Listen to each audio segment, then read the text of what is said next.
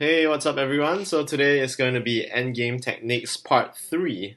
So pretty much the previous two episodes I was really talking about endgame techniques as well, but it's rather prescribed techniques in terms of how you can apply in your endgame.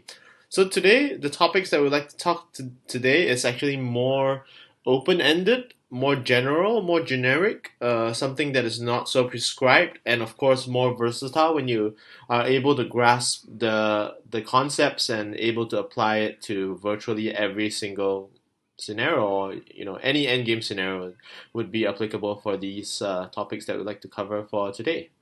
So today's topics, it's pretty much one big topic with three sub ideas that would kind of contribute to one another. The first one being force moves. So I think some of you may already have an idea of what exactly is a force move. It's like if you play a move to approach a corner, somebody has to respond. That is pretty natural. So another topic that we need to cover today is about counting tempo. So counting tempo is kind of like counting moves, but at the same time, it's a combination of force moves. So if you play a particular sequence and you want to foresee the end game outcome, how you can read ahead into the game is to actually try to see what happens and just count sequences, out of force moves. If you play one A and your opponent has to respond in a B move, for sure, and you can establish, as you extend that, you can establish sequences that you can eventually count and kind of estimate whether the end result is in your favor. So the third point, which is pretty much kind of like a consequence of the first 2 points, which is about the end game flow. So if you are able to visualize or select, make the correct assumptions and consider force moves, you'll be able to establish sequences a lot better. So of course, endgame counting is important, but if you're able to figure out the endgame flow, whether something is in your favor or not, you can definitely easily estimate kind of like a winning situation for yourself or a winning result for yourself. So yeah, without further ado, let's jump into this example that I'm flashing right now. So this is a game that I use my Othello Academy account to play with quite a top blitz player called JDCR. So this end game is me playing as black, and over here we're kind of like in an end game situation whereby we have 7, 12 MP squares. So I think it's a fairly open-ended end game given that it's 12 MP squares. So let's talk about the first point. It's force moves. So where exactly can we play a move to actually force your opponent to respond? So let's give quite a bad example, perhaps. Like if as black, if you were to play e8, this would pretty much be kind of like a force move for your opponent to respond to, because your opponent would probably want to take the corner to h8. And of course, if your opponent doesn't take the corner to h8, most likely he would probably defend it by playing b8, which is kind of like an x square, and kind of tempt you to play into the corner to the left and then wedge for this edge to the left. So that would be an example of a force move that I could play as black right now. Another force move that I could play that kind of forces a response is h1. So if I were to play h1 right now, white definitely, if I were to play h1 as black and play and flip 1 and 2 this entire thing becomes black. And definitely over here, white would have to respond. So let me just edit this screen. So if I were to play h1 and white plays g1, this is kind of like a forced sequence, because if white were to play somewhere else, for example b2, I would actually achieve both tempos. So this is kind of like a forced move sequence. So if I were in the previous situation and I were considering h1, then this would pretty much be a forced sequence. So h1 g1, and then naturally I'll be able to progress. So if there is a purpose for me to actually start off with h1 g1, then that would pretty much be establishing a sequence and kind of making a forced move to generate that particular sequence that I want to achieve. So counting tempo is another thing. So what happens if I take h1 g1, and then where do I go next? So a potential sequence that I could consider is h1 g1 and then finally play to the x square over here to feed off this corner, and then exchange for the wedge, perhaps. That could be one option. So endgame flow is pretty much the last point on endgame flow is pretty much trying to establish the entire sequence given the 12 MP squares. What is kind of like a likely end result if you were to start off with either of those moves? So over here as black, you essentially have 1, 2, 3, 4, 5, 6, 7 moves which you can consider in your endgame. So if we were to consider a very kind of layman elimination, uh, by rule of elimination, I probably wouldn't want to play the G1 and basically give up a corner. So if I were to play G1 as black, white takes H1, and eventually when white has this entire edge and this corner, white can eventually sweep downwards. So I pretty much give up almost like half or maybe slightly less than half the board to white for free just by playing the G1. So if you were to think about that from an endgame flow perspective, it totally wouldn't make sense to start with G1. Definitely. And of course, same goes for B1 over here. You probably wouldn't want to give up the corner to the left immediately that allows white to just sweep down as well, even though you kind of get parity in that region. So from that perspective, you can almost immediately eliminate 2 out of 7 choices. So over here, there is also another option that you can play to, perhaps B2, but B2 gives up white to establish corner to A1, and if you wedge in between, white takes this edge. It's pretty much giving up the parity to white easily. So that is probably not something that we want to achieve over here. So this is actually kind of like a parity region for black to try to capitalize on potentially.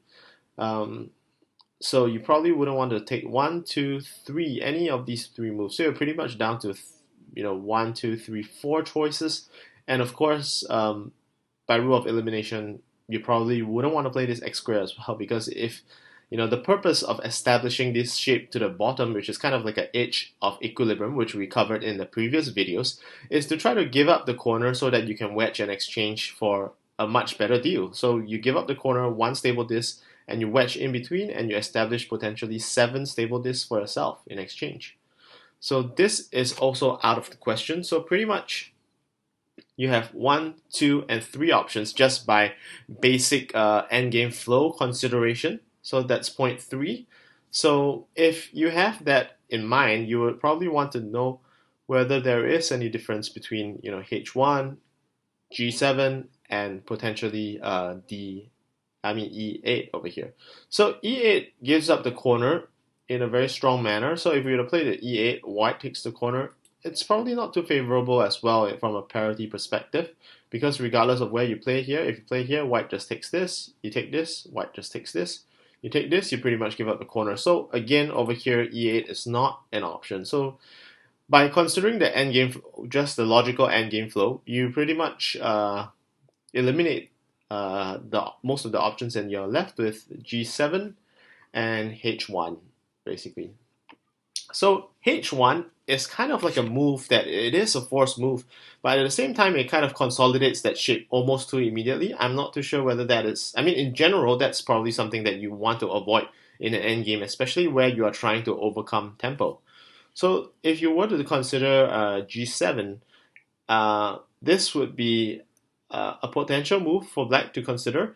And of course, almost immediately when you're playing an X square, you need to consider the fact of whether your opponent might take the corner and what happens after that. So black, white.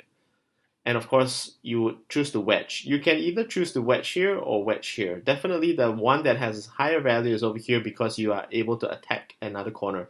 If you choose to wedge here and white takes this, you pretty much just establish more stable disc for your opponent. So that is pretty much meaningless. So over here, let's start with G7, and of course, when you play G7, the move that you want to anticipate from your opponent is this. Another move that potentially could happen from white is to play to B7 as well, another X square. So, but take a look at this sequence, if white were to choose to play B7, considering the fact that you're offering your opponent a corner over here, and if he doesn't take it, then potentially on the flip side of it, if white chooses to defend this, you can actually play on the other end of the X square and control this diagonal, and you pretty much realize that white has no other option but to feed corners to you, which would end up, in him losing a very straightforward loss. So usually when you feed off a corner like this, it's a very powerful move from an endgame perspective because you kind of force white to respond to take the corner. Because if white doesn't and chooses somewhere else, you're in a very great position. And of course, if white takes this c square and feeds off the corner, you grab the corner.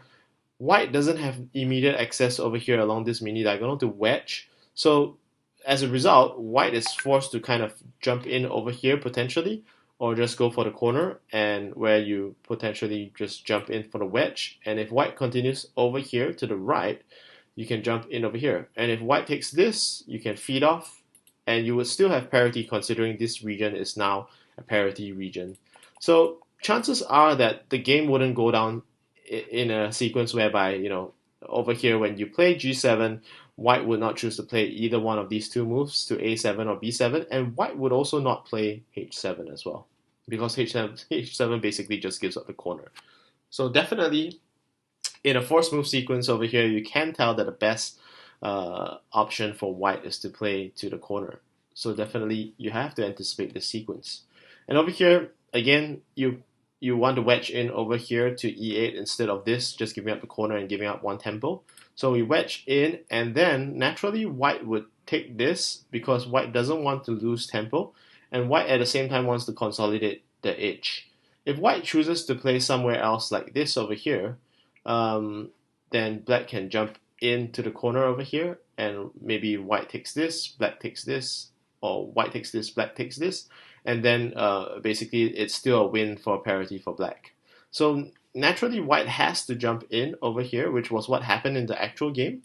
So once white takes this, you realize black is able to grab the corner, given that this is an odd region.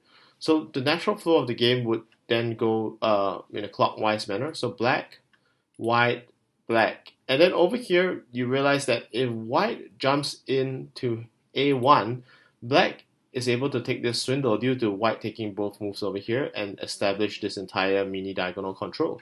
So when black takes this, it's kind of like a swindle, which is like a pocket swindle, or kind of an 8 swindle. When black takes this, white cannot play this move, and instead white has to give up the corner this way, and you can jump in. And then over here, it would be a pass of move, and black can finally just end the game by winning this way.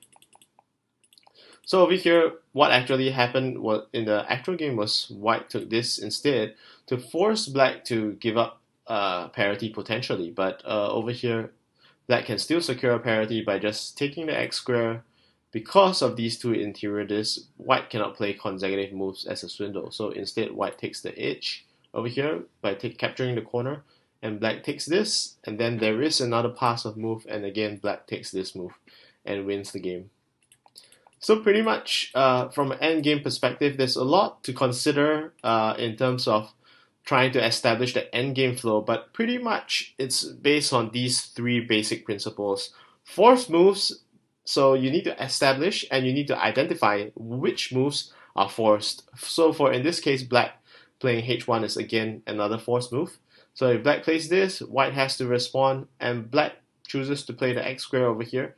Again, if white chooses to play either of these moves, it would still potentially result in reverse diagonal control. So white has to continue on with this. Black goes in, white goes there, black, white, black. And then finally white has this choice, and then finally black. And then the last move for black would be the swindle. So after the swindle, black would still win with a narrow margin either way. So that is one. So if black were to start with this move, it's probably slightly less favorable because it doesn't really achieve anything, and at the same time, black-white allows white to consolidate all this interior disc in a very solid manner. So perhaps starting with h1 is not that advisable. Usually, it's best to not complete the parity shape. If it's an even square, if you play into the even region first, you allow white to consolidate immediately. So regardless of what happens in the other regions, you are not able to kind of flip parity over. But instead, if you were to do it the other way around, you keep this area open, you give yourself that opportunity to kind of get this entire disc finally, entire row of discs. So that was what exactly happened over here. So definitely, if you consider the endgame flow, G7 weighs better than H1 for sure.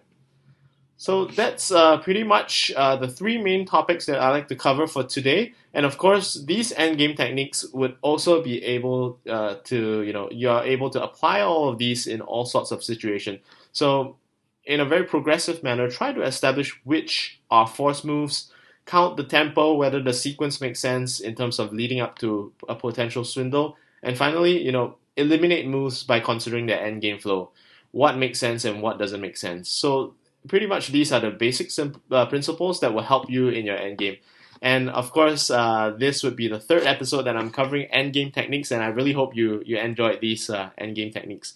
So from the next episode onwards, I'm going to be covering other topics. So yeah, if you like to see more on endgame, please check out my endgame puzzles playlist as well. Over there, I do consider and practice a lot of endgame puzzles over there, and you can also see most of these principles being applied in those examples. So thank you very much for joining me, and I'll see you in the next episode.